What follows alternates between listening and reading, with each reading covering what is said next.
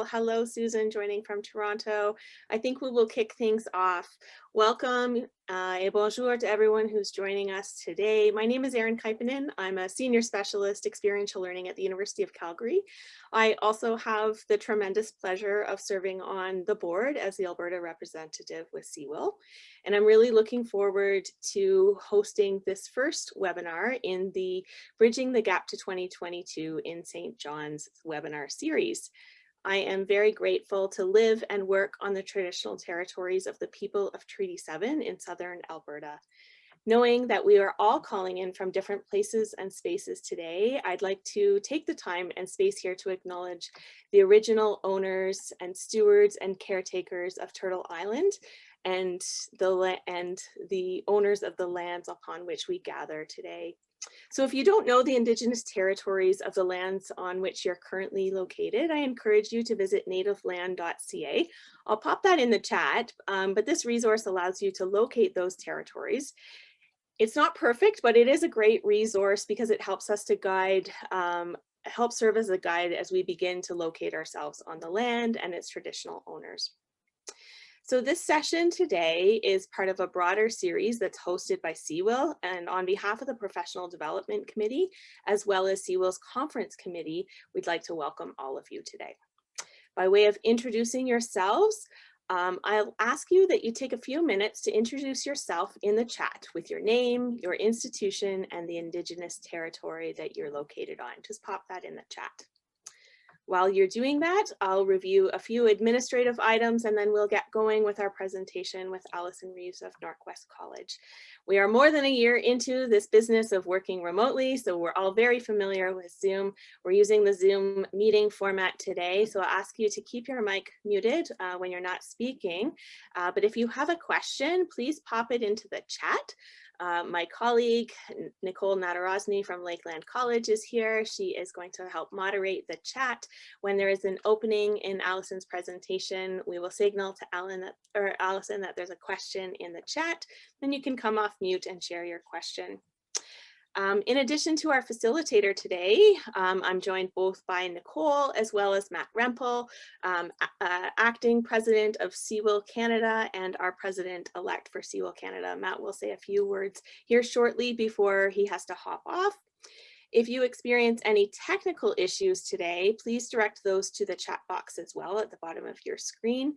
We're joined by our colleagues Andrew and Jamie from Redstone, CWIL's Management Association, and they will help with support. So to kick this off, I'm going to turn things first to my colleague and our acting president and president-elect Matt Rempel from Sheridan College to say a few words of welcome about this series and National Will Month. Matt? Well, hello all, bonjour. It's nice to see some friendly faces in today's session. I just wanted to welcome you all and thank you for joining our webinar session. And also just to wish you a very happy co-op and work integrated learning month. If you haven't been following along, I encourage you to hop on to your favorite social media platform and check out #InnovativeWill. This is the month where we get to do what we love. We get to celebrate our practitioners from across the country. We get to celebrate our employers, our team members, and our students. And if you're ever looking for something to really excite you, check out the CWIL National Co-op and Will Students of the Year. We just recently announced them. They are so inspiring and such a cool success story to read. And you can check that out on our website.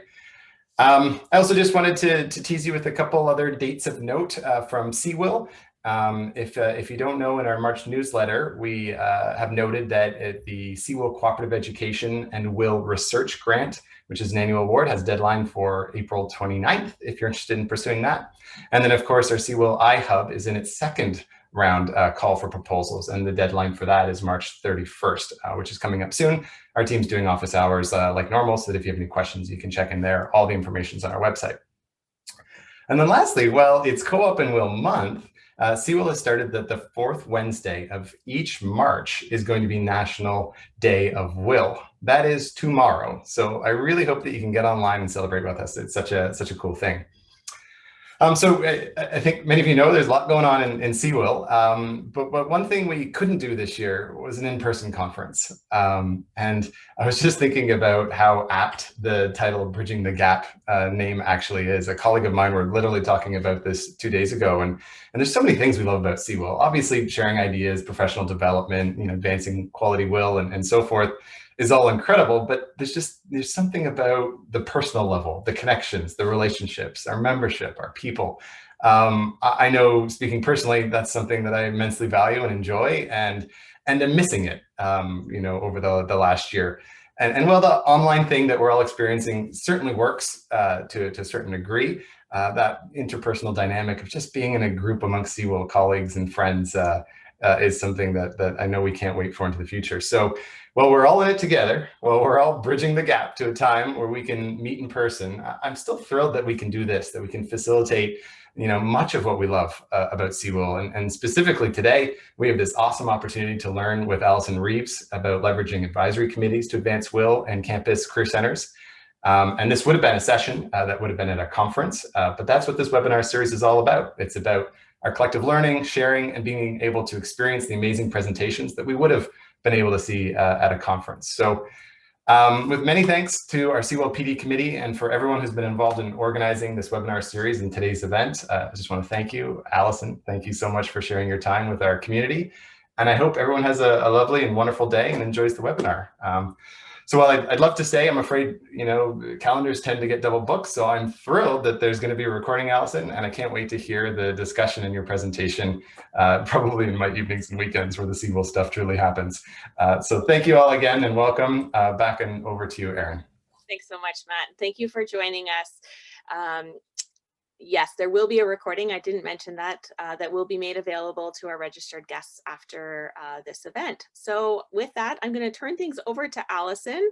Allison Reeves of Northwest College manages the Work Integrated Learning and Career Education Center in Edmonton, and previously worked as the Associate Director in the Business Career Services Office at Appalachian State University in North Carolina. Allison's focus on student, staff, and stakeholder success includes work integrated learning, program advisory committee engagement, and career education. So I'm thrilled to turn things over to you, Allison, as you take us through leveraging advising committees to advance WIL programs and the work of campus career centers. Thank you, Erin. Welcome, everybody. As Matt was saying about the conferences, it is so nice to connect with people, and I wish that we could connect in person, but hopefully that's something we can do in the future. It's lovely to see some familiar faces, though, from previous Seawell conferences and other career development conferences. So I already feel like I know some of you, and I'm looking forward to getting to know the rest of you. So I'm going to share my screen now. It'll be much more interesting to look at the presentation rather than at me here. So let me just get into this, and we will get right into the presentation itself. There we go. So as Matt and Erin said, we are going to talk about leveraging advisory committees to advance WIL and campus career centers today. So I'm going to tell you a little bit about our story with program advisory committees. I'm going to find out a little bit, hopefully with some polls, about where you all are with your advisory committees, and then sort of lay a foundation with some basic information, and then we'll talk about what we're doing here at Norquest and what you might be able to do at your own organizations. So Erin gave a lovely introduction. We don't really need to go into what I do here, other than I have about 10 years of experience working in a variety of career development and WIL, and the past almost 4 years now have been at Norquest in Edmonton. So as Erin mentioned, she managed to get through our really long name of the Work Integrated Learning and Career Education Center, which is such a mouthful, and that's partly because we just merged with our Career Services Office this past summer to create the center, but you'll see it referred to as WILSEC, and that's what you'll hear me say as well, because we love acronyms in general in post-secondary, but also because it's our name is so very long. So I've got my email address here. I've got my LinkedIn. I'd love it if we had time to go around the room and have everyone introduced, but sadly we only have 1 hour today because everyone's schedules are so busy. So feel free to reach out if you've got other questions about program advisory committees, or you just want to chat about WIL. I'd love to talk about the work that we all do, and connect on LinkedIn so that we can stay connected in the future. So I'm hoping we can do some polls, and maybe our friends at Seawell can tell me if I need to stop screen sharing to make that happen. But I do have some questions for you guys just to kind of see where we are as a baseline for this presentation. So I'll turn that over maybe to our CWIL friends to get that going. You shouldn't need to stop sharing your screen, and I'll launch the poll right now for everyone. Perfect, thank you. So I'm hoping to just know a little bit about where you are with your program advisory committees. And I'll just give that another second as everyone is filling that out, and hopefully you can see what I'm seeing, which is the poll moving as we speak. Perfect. Okay, I think I saw that there were about 8 of you in here, so I think we have the answers. For the most part, we've got no and we've got some unsures, which was kind of the answer I was hoping for. We're going to talk about where you might find your program advisory committees if you're unsure, and if you don't have them, then you're actually in the perfect spot to leverage them in any way you want, because you could create them. So I think this is a great place for you to be. And for those of you that do have them, we'll talk about how you might engage them because they're already in existence. All right, we've got one more question again, just to set the foundation, if you don't mind, Andrew.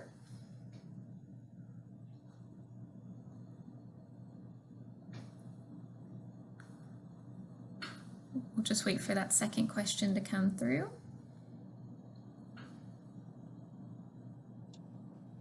Sorry, should be coming through right now. Thank you, and thank you for running that for me. All right, the next question is about if you are already engaging your program advisory committees to connect students to industry. Ooh, some of you are. That's awesome.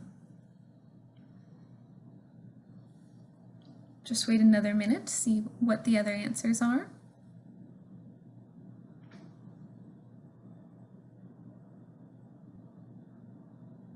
All right, perfect. I love it when the group is exactly kind of what I was expecting, because that means I'm on the right track with my presentation. So those of you who are, we'll certainly talk about ways to do that more, and you're welcome to pop in the chat or raise your hand and chat about your own experiences as we talk about the experiences at Norquest. Those of you who aren't, this is a great first step. We're going to talk about ways that you might. And for those of you that are unsure, again, we'll talk about ways you might find out how to do so as you find where your PACs might sit. So thank you, Andrew. We can close this out. Or maybe I can close it out. There we go. Perfect. All right. So just to sort of get us started a little bit, I wanted to give you an overview of what to expect for the next little bit. I'm going to talk a bit about program advisory committees to make sure we're on the same page. As we saw in the poll, some people have PACs, some people may not, and so I want to make sure that we have a foundation of what exactly they are. We're also going to talk about how my team, the WILSEC, has engaged our PACs, and really how we connect our PACs to WIL and careers. And you hear me say PACs, that's our acronym for Program Advisory Committees, if that wasn't clear. And then at the end, we'll talk about how you might engage your PACs. So I'm going to talk about a variety of different topics, and I will stop throughout in case there are questions. You're also welcome to raise your hand, and then Nicole is kindly monitoring the chat, and so if you've got questions in the chat, she'll pop in and make sure that we get those answered as well. So please feel free to go through that. And then of course at the end we'll have time for questions for about 15 minutes too, but definitely feel free to pop in and out. You know, this is a smaller group, and so we chose not to do that webinar session where you're all kind of locked in and can't do anything. So certainly unmute your mics, ask a question. I'm a former teacher, so I'm happy to be interrupted. That really makes this that much better. Okay, so here you see really the definition of a program advisory committee. And in its essence, PACs contribute to a program's success. And what they do is they connect the post-secondary institution to industry. Now, we all do that in a whole variety of different ways through our career centers and work integrated learning. This is yet another way, and it's much more intentional in the sense that it's focused on the academic, but of course, WIL is academic as well, and that's kind of how we fit into that. So this is a definition from CICAN's work, and I'll talk a little bit about that in the next slide too, but this is just, again, to kind of build that foundation for you. Our PACs are about 6 to 12 members of industry, of different stakeholders, that contribute to student and graduate success, and of course some of our alumni as well. And at Norquest, our PACs meet twice a year at a minimum.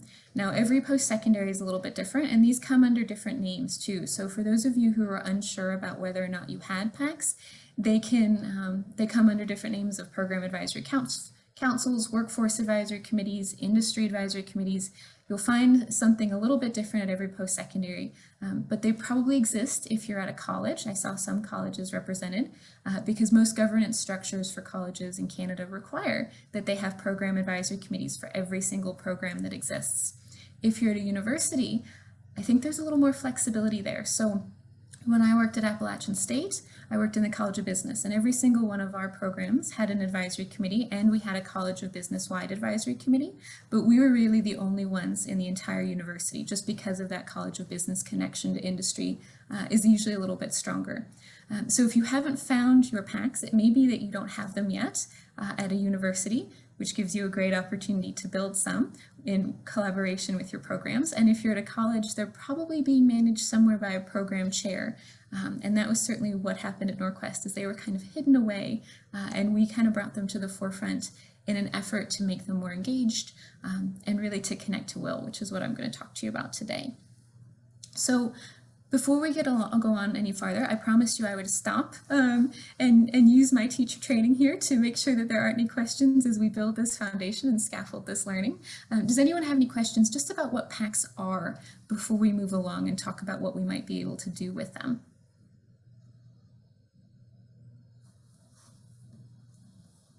All right, I will take your silence as the opportunity to go on to the next slide. So I put CICAN's report on PACs linked to this presentation, which you should be able to access through the recording, because this was really the key piece of what I used to work on our PACs. And so to give you some background, and you'll hear quite a bit about this background as we go through this presentation, in 2018, I was tasked with kind of fixing our PACs at Norquest. And nobody quite knew what fix meant, but it was people knew that we had PACs because we had to as part of our governance structure, but nobody really knew what was going on with the PACs, and they were kind of being managed off the side of somebody's desk, which I think we all understand, you know, things just get piled on our plates. But I had to figure out how to fix them and re-engage them. And of course I did that with the lens of Will, because that's the kind of work that we do, and we wanted to find ways to make sure that PACs actually benefited Will in some way. So we did this research. And I started out with CICAN's report because this provided so much information and so much research that had already been done. So if you're starting from the ground, I would say this is the first place to go after this webinar. I then did a lot of research into US and Canadian best practices.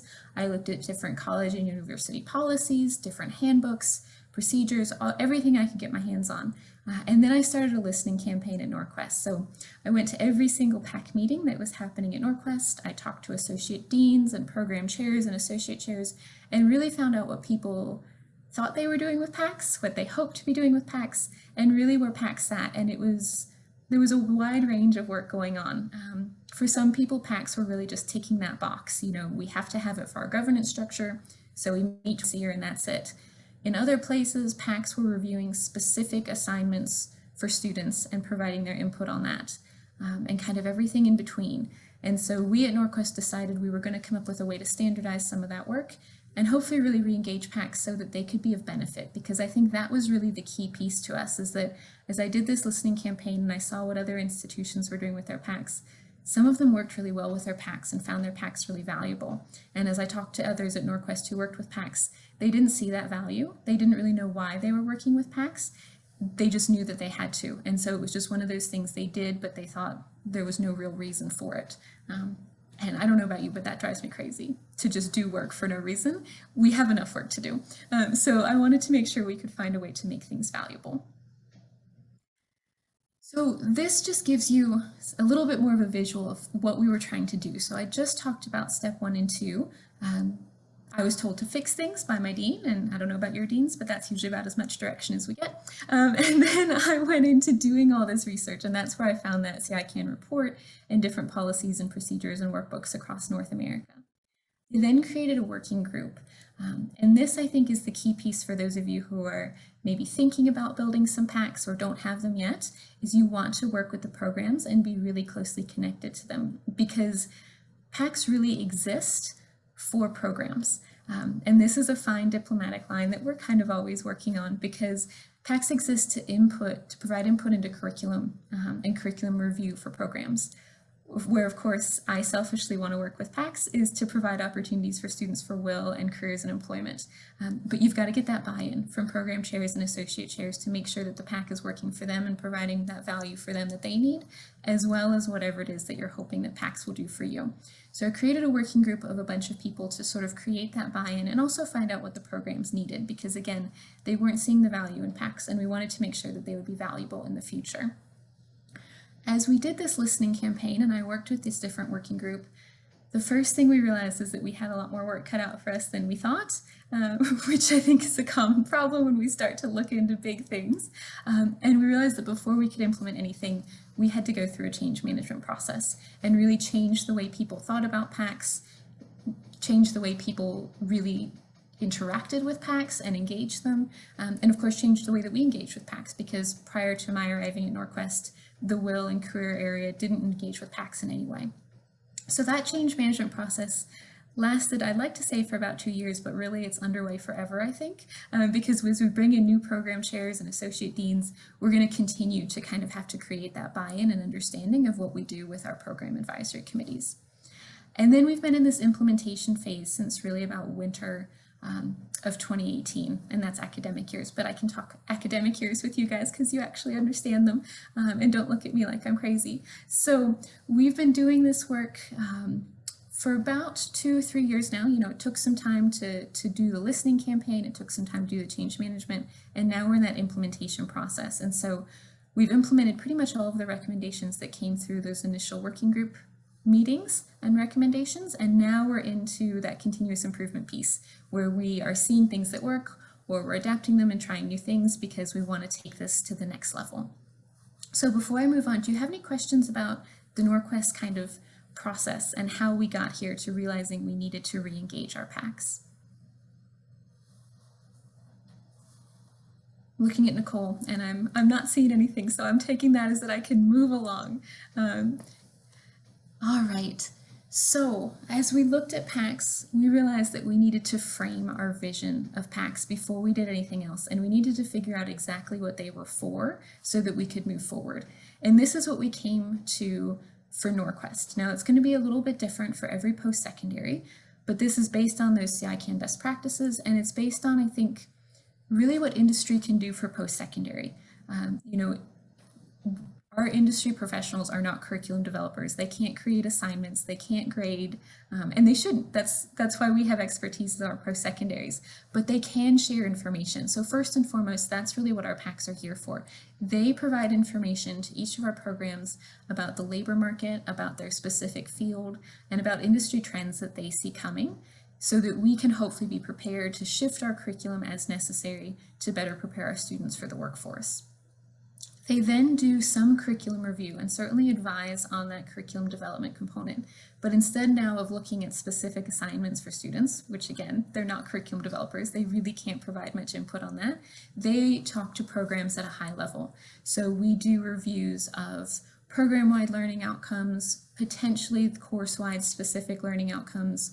We spend a lot of time, particularly in our business programming, talking about technology needs and what type of technology students should be learning to go out into the workforce and be prepared.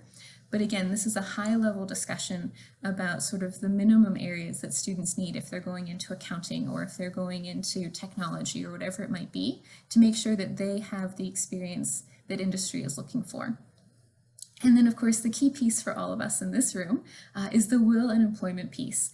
And we wanted to make sure, partly because, again, I was running this, and so selfishly I got to add will in as much as I could, but we wanted to make sure that will and employment was listed as a key responsibility for PAC members to create opportunities for will, to promote will to their network, and to employ our students. And since then, we've built that out to do quite a bit more, which I'll talk about a little bit. But these three pieces really helped frame the work that we did and the conversations and change management that we had. Once we had a vision, it allowed us to move through and talk to everybody with a concrete plan, really, is what this is. It also means that as we bring on new PAC members, which we do constantly, we can make it very clear to them what the expectations are and why they're partnering with Norquest and the benefit that they're going to add for us. So I'm just going to move on here. So this slide tells you a little bit about what we did and what our main recommendations were. So as we went through this working group, the first thing we realized is that we needed someone to manage PACs. Program chairs have a lot to do, and running PACs off the side of your desk, as we all know, employer partner engagement requires consistent relationship management, and that's really what PACs are. They're employer partners. So we realized we needed someone to be that first point of contact and to engage our PACs. So when this all started, the center that I managed was quite small, and we didn't have anyone to mostly work with externals. So we brought in an employer engagement coordinator. Their job now is not only to coordinate all of our employer outreach for WillSec, but also to co-chair 13 PACs, which are the ones that we manage or co-chair in conjunction with the programming. So that first point of contact was key for us. There's certainly ways to do this without that, but if you're starting at the ground level and you don't have PACs yet, this might be a good way to build your PAC engagement as well. By having one person, it allows things to be more standardized. We have a big picture view. And again, it just provides that point of contact for communication, which is really key. Rather than having PACs communicate with 13 different program areas, they just communicate with one person, and that's sort of their Norquest representative. So we then started thinking about communication, and that is so key to relationship management. So we created a standardized PAC handbook for the entire college, and this is something that's actually printed out and given to a PAC member when they first start. And while in some ways that seems like such a small thing, we've realized how much that creates almost that formality and that professionalism that shows that this is a partnership. And that it talks about terms of reference and it talks about responsibilities, and it gives the PAC member that understanding that they're committing to something that is impactful, but also something that they will have to truly commit to and spend their time in. And before I go any farther, I see Nicole has unmuted, so I hope that means there's a question. Yes, there is a question from Erin. Erin, did you want to ask the question, or did you want me to just read what you've got? Yeah, I just popped a couple in the chat whenever they're opportune, and you may address them already, Allison, but I'm wondering how you generate kind of buy-in from your industry leaders to get them to come and to really want to inform curriculum development for Will programs at Norquest. What's in it for me pitch that you give to industry leaders? That's a great question, Erin. So I do have a slide about that later, but I think now is a good time to answer that, because if you're thinking it, probably other people are too. That is a key piece of this PAC engagement, is making sure that you're adding value to that industry professional as well. So just like our students, industry professionals are also working through their own professional development. So we build this as a way that this is something that they can put on their resume. There's opportunities for external co-chairs to run PACs, which you see here on this slide is number 5. We have PAC members co-chair with our employer engagement coordinator. And so we build this partly as our employer partners being able to build their own resume and their own leadership skills. And that's part of the benefit. We also manage 13 PACs, and we are a decentralized Will model at Norquest. So our health and community studies does all of their Will on their own, and my center does all of the rest. So we have about 75% of the PACs at Norquest. But that means that we have almost 200 industry professionals at a whole range of hierarchies and areas in their field, from new alumni to VPs and CEOs. And so we try to provide some opportunities for networking as well before the PAC meeting within just their industry, but also with all of our PAC members across the college. And we've really found that that has probably been the biggest piece where they kind of perk up. Industry professionals are always looking for networking opportunities. And so this is a good way for them to get to do that while they also build their resume. And then we talk about the Will component, because of course we want to build those mutually beneficial relationships, and often we might start with hiring managers and they might sort of suggest that we talk to other people, but that's a little bit of how we get some of that buy-in. We also then treat this really like relationship management with any other employer partner. So we give them, we give them a tour of the college.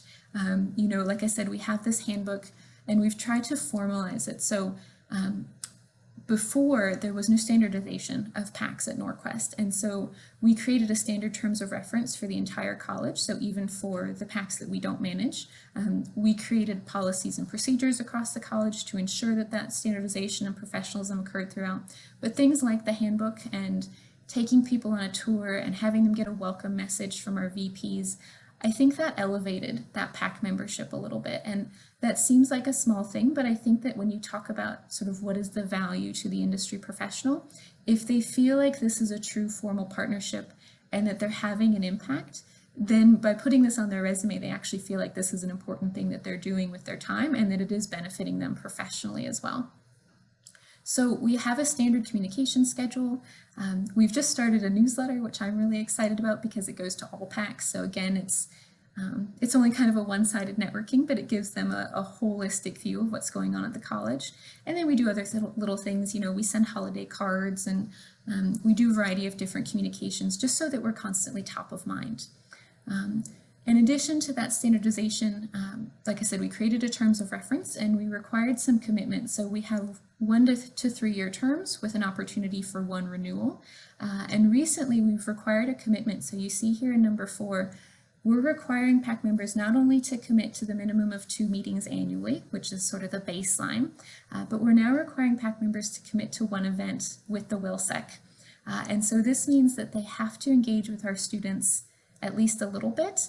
And as you all know, students are kind of the fun part. So really once they start meeting with our students, they start to enjoy this PAC membership piece that much more, because that's really why our PAC members are here. You know, when we don't call it an interview, but it's kind of an interview. We meet them, we find out if they're a good fit, we figure out what kind of, you know, fresh perspective and voice they're going to bring to the PAC.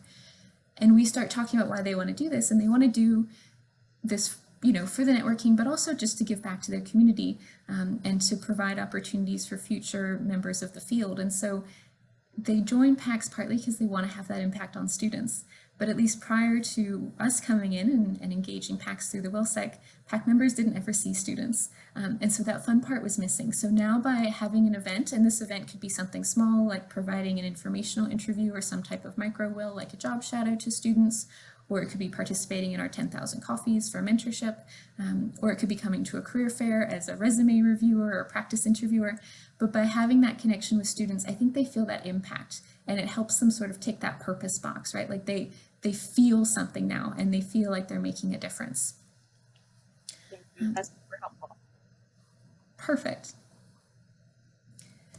All right, so this is a visual from our handbook. I couldn't put the whole handbook in here, but if anyone is interested, I'd be happy to share it with you. But this really talks about our vision of what we hope for PACs and what we're working to do at all times. So you see in the middle is our program areas, and that's our PACs are at the top, and they're influencing those program areas, which then hopefully creates workforce-ready graduates.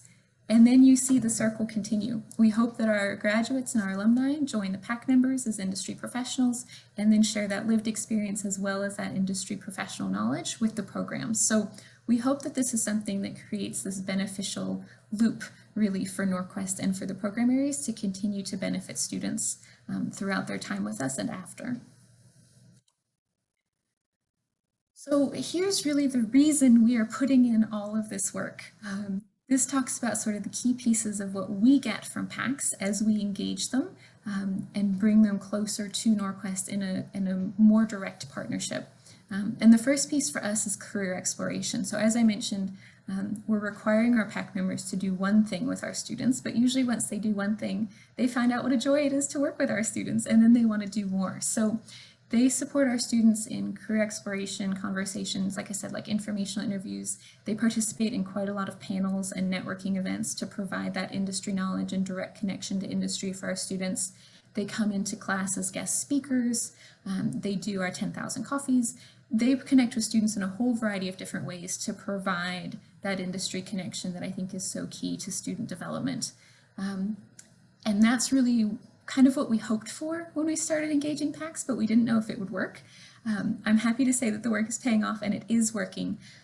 So I don't know how your employer engagement goes for all of you in this room, but I think everyone in every career center always wants employer partners to be more engaged and to have a closer, more connected work with employers. And so our 160, 180 PAC members, whatever we have now, are our first go-to whenever we need something. So if we have a student come to us who needs an informational interview, we ask our PACs first. Or if we have a panel that we need filled, we ask our PACs. Or We're going to host the first really big annual career fair at Norquest next year, which hopefully goes well, fingers crossed. But we're going to be asking our PACs to come in to do resume reviews and practice interviews and everything else. And it's just amazing to have 200 or so industry professionals ready to go and closely partnered with us to say yes, because they have that buy-in already in a way that maybe our WIL or our career employer partners, you know, they're there and they're there to take students, but maybe they're not there every time we have an ask, whereas our PAC members are. They also act as ambassadors for us. So they enhance our presence in the community. They go out and tell their friends, you know, as they're at a barbecue, they might see a high school student and they can promote Norquest to them for future recruitment, but they are out talking about their work with us. And that's just good, you know, promotion for us no matter what. And that's partly why we make sure that they know about the college as a whole. Of course, they create employment opportunities for our students. Sometimes they directly act as supervisors, or they work as a conduit to their organization and their HR so that we can, you know, get their organization to post on our job boards and they can actually hire our students. And then they host our students for WIL, and they utilize their own network to create WIL opportunities for us too. So that builds our net in quite a different way than we would be able to ourselves.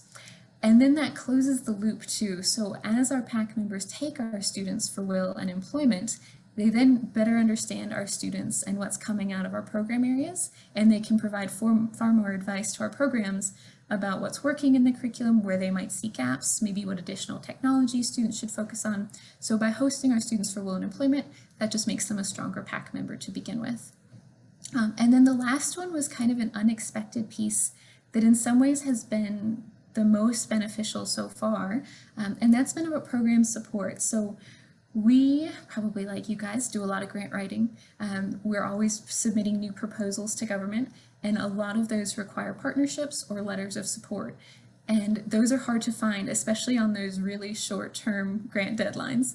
Now we have PAC members who we email, and 5 minutes later, yep, we'll get you a letter of support by the end of the day. Or yes, we'd be happy to partner with you for this grant, or provide the industry perspective required in the grant abstract. So this has been a really important piece for us as a college as we continue to garner alternative revenue, as we continue to build new programs at a increasingly rapid rate like everybody else. Our PAC members are able to provide support for that as well.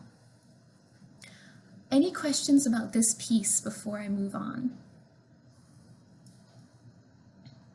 All right, so just quickly, I sometimes go to conference presentations and I'm like, okay, that all sounds good. Can you back it up? So I just wanted to provide you with some numbers to actually back up some of the things I'm saying. Since we really began engagement in 2018, really these numbers are about for the past 2 years, if you think about it. But of our, I think we're at maybe 180 PAC members now, 145 of them have started creating WIL experiences for our students, which means that really the whole reason we've been putting in all this work of PAC engagement is working for WIL. We've built 4 new PACs and brought on 119 new PAC members. And while that's wonderful for the program because they get a diverse perspective, we focus on things like EDI to make sure that the PAC is actually a diverse representation, not just of different industries, but of different perspectives.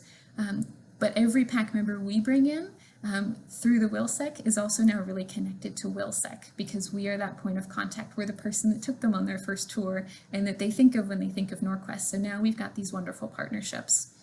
We have an 88% retention, which we're really quite proud of. And the wonderful thing about it when people leave or retire is that they actually suggest someone else from their organization to come in because they see the value of our program advisory committees. We have a new newsletter that just started this January, but we've got a 66% open rate, which is pretty amazing. If you know anything about open rates, they usually average about 12%. So this indicates our engagement, and it's also, I think, a way that demonstrates the PAC members' interest in things other than just their program in that PAC. So while our accounting PAC, meets twice a year and just talks about our accounting, or our HR PAC just talks about HR, our newsletter is college-wide. So we talk about new programs college-wide, we talk about things going on in the WILSEC, but it gives the PAC members a broader view about what's going on at the college, and that makes them a better partner for the college as a whole when we have asks about other programs and other things. We've just started this year asking PAC members to speak on panels, provide those letters of support, provide micro-WIL for students, etc. And we've had 34 of them do that so far, and that number will go up dramatically now that we've required it. And hopefully it will take a snowball effect as they work with students, they'll just find it that much more fun. And then a key piece, I think, of building your PACs is making them strong enough to really become strong PACs on their own. And so we have now 8 external co-chairs that work with our employer engagement coordinator, and they bring in new perspectives, by having someone from industry shape the questions and facilitate some of that discussion. We're able to dive much deeper into what the program area actually needs, because our employer engagement coordinator does her best to know everything she could possibly know about HR and accounting and foundational learning, but she can only go so deep because she's not a subject matter expert. And so bringing in a subject matter expert as the co-chair has really changed the discussion and gone much deeper and become much more meaningful. And of course, it just brings a fresh perspective too. So we did build 4 new PACs. They're not quite ready to have external co-chairs, but we're moving along, and that is our long-term goal, is to have those external co-chairs for every single PAC, just so that they are a little bit more coordinated and managed by those subject matter experts themselves. So here's the piece that hopefully is kind of your takeaway, because I always want there to be takeaways from these sessions. I don't just want to talk about what we're doing here. But if you want to start engaging your PACs more, I saw in that poll that a few of you were, but a lot of you are just thinking about it and maybe aren't even sure if you have them. I would say the first step is that program buy-in. So most PACs are managed by academic programs. I don't think that our model is a common one, though if you're starting from scratch, you could certainly build this one. If I go anywhere else, I'm certainly going to try too, because it's definitely been beneficial to the center. But work with your chairs and associate chairs to explain how you can add value to their PAC and how you might actually, by participating, re-engage some of their PAC members. So not only do we actually set the agenda and co-chair the PACs with the program areas, we also have a standing agenda item for 10 minutes during each hour-and-a-half long PAC meeting to talk about what's going on with WILSEC. And then we bring students in to give those student stories that, give everybody the warm fuzzies and talk about the benefits of WIL and those success stories. So you could work with your programs to make sure that you have a set time on the agenda to constantly connect industry to the work you're doing and to your student outcomes. And by doing that, you will continue to be top of mind and you can start to build those relationships. The other piece, like with any relationship development, is really communication. So communicate your events, your job boards, your opportunities for WIL, new cohorts coming through or new funding for WIL, like MyTax and SWIP that we're all working on. Communicate with PAC members regularly about this.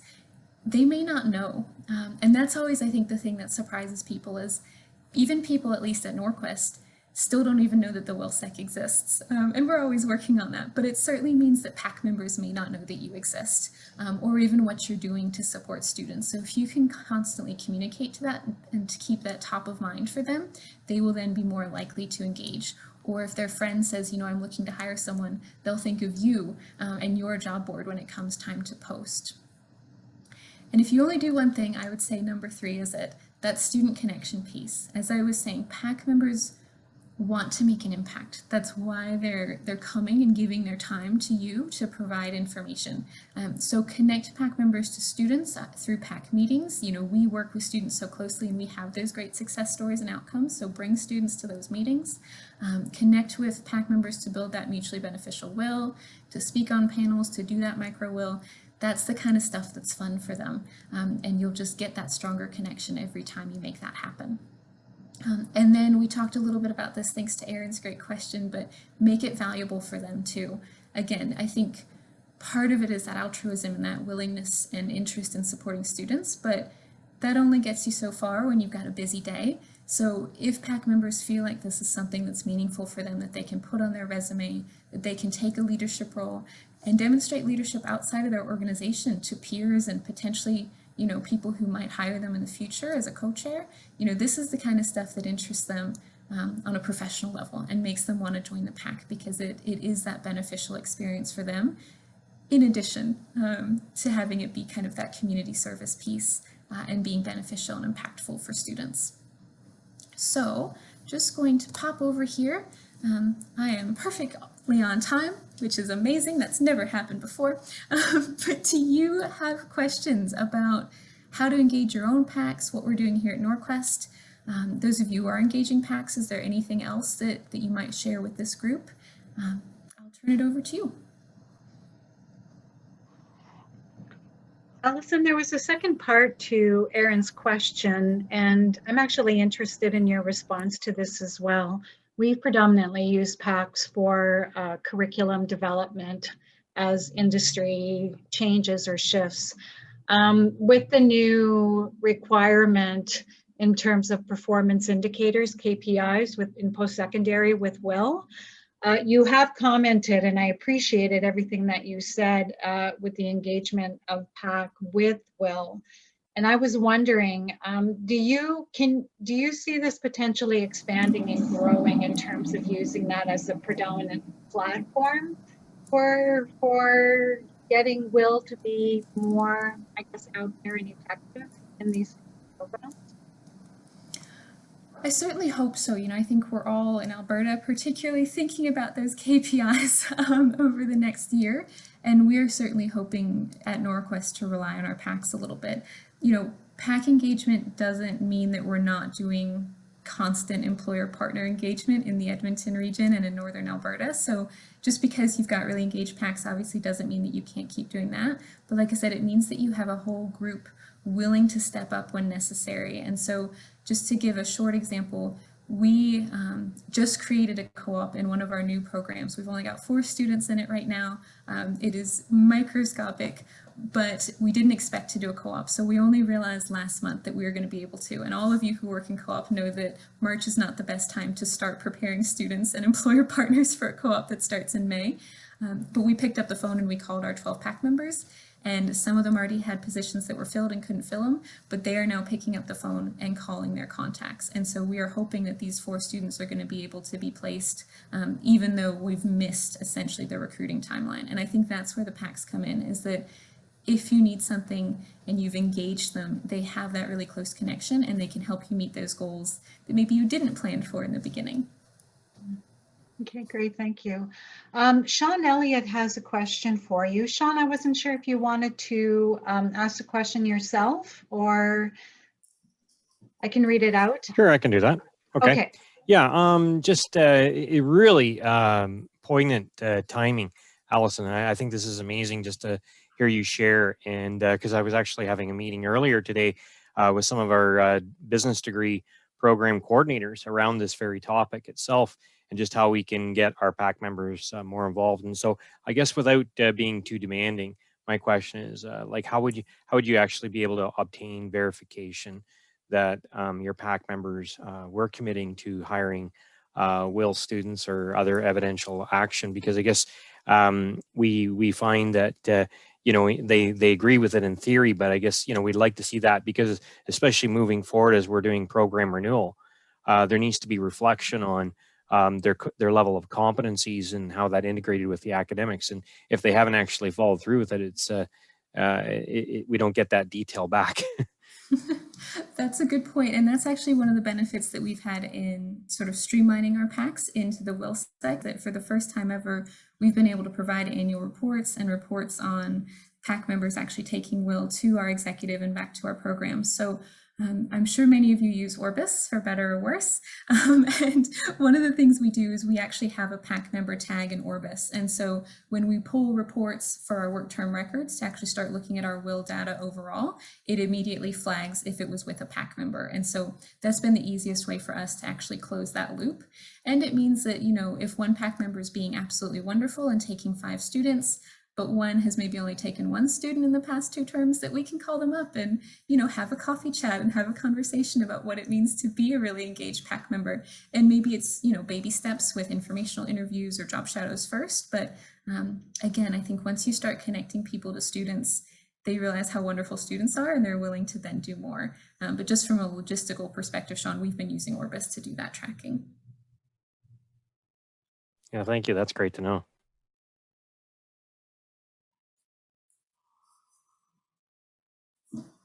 Any other questions? Certainly feel free to unmute your mic and just pop right in. Yes, we do have a question from Colin. Colin, were you interested in asking the question, or shall I read it out? Sure, I can ask it.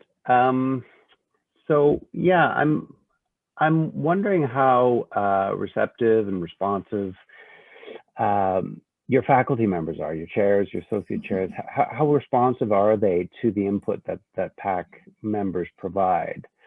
I'm thinking, I'm at University of Toronto here, and I just wonder if there'd be some reluctance to take on the advice, the input from industry members. There's some sensitivity around curricular development, is my point. So yeah, if you could speak to that. Some sensitivity, Colin. Yes, I think you hit the nail on the head in the fact that working with PACs, well, working with faculty in general requires some good politics. We had to do a lot of change management, and while I didn't go into what that change management meant, it essentially meant pulling faculty out of our PACs, putting our associate chairs and associate deans in, and trying to have that higher level discussion and talk about why the PAC input was important. So we were able, or I was able to work with our curriculum development committees to make sure that PAC input is now included in program reviews. So to some degree, programs don't really have a choice of whether or not they want to take PAC input into account because it's part of the program review. Now, of course, you want to do the good political thing too and get that actual motivation and buy-in.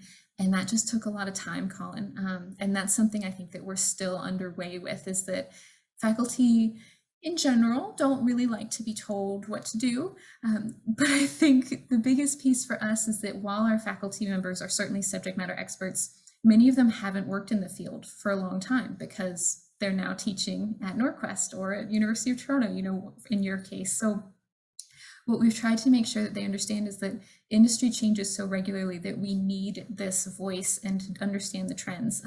And certainly in Alberta, I think we're hearing that already from economic recovery reports coming from our government, that they want us to hear more from industry. So that's helping with the motivation as well.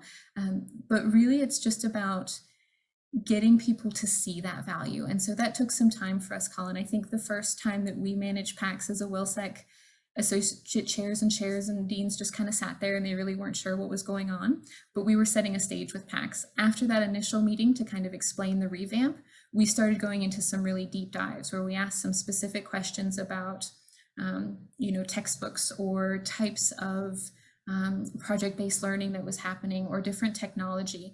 And we actually physically had PAC members going around the room, writing on big Post-it notes with a faculty member or a program chair in those groups. And that's when we started to see those light bulb moments, as they really started to hear directly from industry what was new and how that our programs could better adapt to what was going on in industry. They started to see that value. So I think it takes time, but it also means that they've got to be there to see it. So I was able to work with our associate deans to require program chairs and associate deans to be at these meetings, because it used to be that they wouldn't attend. And so they didn't see the value of PACs, but by requiring their attendance and their interaction with PAC members, they see now why this is important to their program. Thanks, Allison.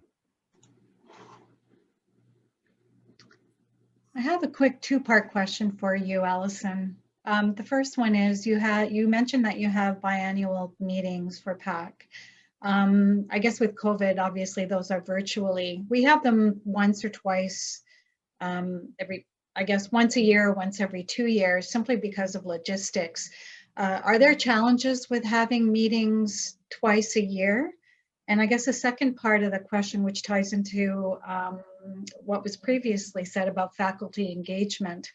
I'm on the faculty side as well, and at Lakeland, faculty participate in that PAC meeting. At Norquest, are faculty actually engaged in the various PACs so that you do have that networking and that contribution perspective, or are they kind of separated as two separate entities? Great questions. I'll answer both of those. And if I forget one piece, certainly remind me. So first, just to quickly answer the logistical component, We set our PAC meetings about 6 months in advance because we know our industry professionals, especially when you start to get to that VP and CEO level, are really busy. So part of it is setting expectations from the beginning. Our terms of reference outline that they must attend 2 meetings. And then if we have a fall meeting, at the fall meeting, we announce the spring date and put it in their calendar. At the spring meeting, we announce the fall date and put it in their calendar. And so that way we can ensure that they are attending, and then we send a reminder email the day before. So certainly when COVID first hit and everyone was just in crisis mode, attendance dipped a little bit, but it's certainly been back up this fall and spring for us. So really it's just about getting information out there quickly. And then I didn't quite talk about some of the other pieces, but we have a Moodle repository for each of our PACs that houses curriculum resources and meeting minutes. We have different teams, sites going on for communication. So there's also communication throughout the year that keeps them engaged so that they remember that they're supposed to come to a meeting in the spring and in the fall. And there's work going on that they want to kind of connect on. And then to talk a little bit about the faculty piece, we do have faculty occasionally come in as guest speakers and presenters, maybe to talk about a capstone project or some project-based learning experiences, or maybe how they've partnered with my team for community service learning. But we have actually worked really hard to move our PAC discussion to a higher level. So we found when individual faculty members or even individuals from my team doing WIL were in the room, that it got the discussion really got into the nitty gritty. And while that's okay, sometimes our PAC members don't usually think at that level, especially when you're talking about VPs and CEOs. And so that's where we brought it up to a higher level discussion about course-wide learning outcomes or program-wide learning outcomes. And for those discussions, really, we decided we needed associate chairs, and associate deans to be there because they're really those decision makers. So one of the things we're actually working on now when we talk about continuous improvement is how do we loop faculty back in, because we want them to be connected and we don't just want it to be a top-down, this is what industry said, you need to make these changes in the classroom. So we're sharing meeting minutes. We're actually doing updates regularly at the faculty staff meetings about what has been said at PACs and what are some of the trends. And so we're trying to find ways to close that loop. But part of it too is that we also just wanted to eliminate some of the Norquesters in the room. I went to a few PACs right when I started that listening campaign, and there'd be 10 Norquesters and 6 PAC members. And as you can imagine, the industry professionals didn't get to say a lot. And that's their no fault. That's just how numbers, worked out. But we realized we really needed to pull the Norquesters back so that we could hear the industry professional voices. And that's, again, where they start to see value because they're actually able to have that conversation and they don't just have to listen. Perfect. I see that Erin is moving things around, so it must be time for me to mute my mic and give it back to her. I am just super cognizant of time and seeing folks drop off for their next meeting, but we are so grateful for your willingness to share your experience on program advisory committees and for helping us launch this this first webinar, this series on bridging the gap to 2022 in St. John's. A few more thank yous are in order. This is made possible not only by Allison's efforts, but also by 2 committees with CWIL, the PD committee and the conference committee, as well as help from Redstone, CWIL's Management Association. So much of our work at CWIL, most of our work at CWIL is led by volunteers. So we're deeply grateful to those efforts from our volunteers. I also want to send out a reminder of the next webinar in this series, which happens on April 20th. I will pop that in the chat for everyone. Apparently I'm sharing my script. I'm not sharing the right screen. I'll pop that in the chat there. This is our next webinar. This is on April 20th. We will also have a session on May 18th. Registration for the April 20th session is now open. The PD committee also has a feedback survey, and we would welcome your feedback on this link here if you have a moment. I believe our colleagues at Redstone will be sending that out with a thank you note and with the recording to this session. So if there are any other further questions, Allison, maybe I could ask you to pop your email in the chat and folks can connect with you directly if they have any further questions. But this was tremendously helpful. We have an advisory committee for our arts and science internship and co-op, but there are way more U of C folks than there are industry representatives in the group. And I think there's just so many more ways that we could use those industry experts. So thank you for sharing that expertise. Okay. So hopefully we will see you in April. Thank you to Nicole, to Allison, to Matt for joining us, and to all of you members of our WIL community for coming and sharing and engaging in this discussion. We hope to see you in April. Thank you, Allison and Erin. Wonderful talk. Loved it. Fabulous. Thanks, guys. Thank you for coming, everybody. Thank you so much.